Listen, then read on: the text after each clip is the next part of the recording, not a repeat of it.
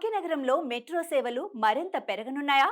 త్వరలోనే metro phase 2 పట్టాలెక్కనుందా?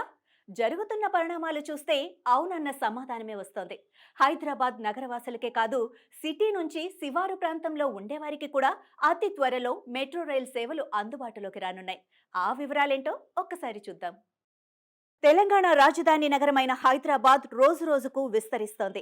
ప్రపంచ వ్యాపార సముదాయాలు, అంతర్జాతీయ కంపెనీల రాకతో నగరం పరిధి సిటీ నుంచి శివారు ప్రాంతాల వరకు వ్యాప్తి చెందుతోంది. దీంతో నగరంలో ట్రాఫిక్ సమస్య పెద్ద తలనొప్పిగా మారింది. మెట్రో రైల్ సేవలు అందుబాటులోకి వచ్చిన తర్వాత ఈ ట్రాఫిక్ సమస్య చాలా వరకు పరిష్కారమైంది.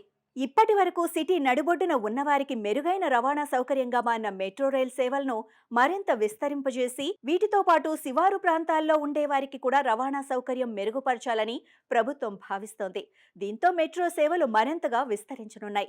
మెట్రో రైల్ ఫేజ్ 2లో సికింద్రాబాద్లోని ప్యారడైజ్ నుంచి మేడ్చల్ వరకు 23 కిలోమీటర్లు, జూబ్లీ బస్టాండ్ నుంచి షామీర్పేట వరకు దాదాపు 22 కిలోమీటర్ల మేరకు మెట్రో కారిడార్ల డిపిఆర్ సిద్ధం చేయాలని తెలంగాణ సీఎం రేవంత్ రెడ్డి ఆదేశించారు.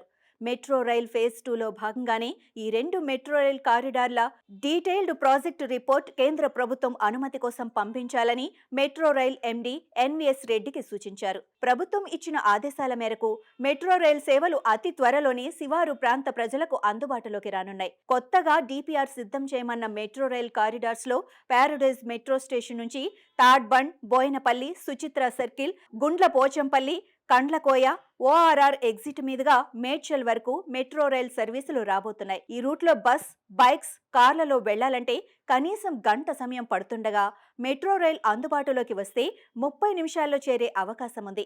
ఇక రెండో కారిడార్ అయిన జూబ్లీ బస్టాండ్ నుంచి విక్రంపురి, కార్ఖానా, తిరుమలగిరి, లోతకుంట, ఆల్వాల్, బొల్లారం, హకీంపేట్, తూంకుంట, ఓఆర్ఆర్ ఎగ్జిట్ మీదుగా షామీర్పేట వరకు సుమారు 22 కిలోమీటర్ల దూరం వరకు మెట్రో రైల్ సేవలు అందుబాటులోకి రానున్నాయి.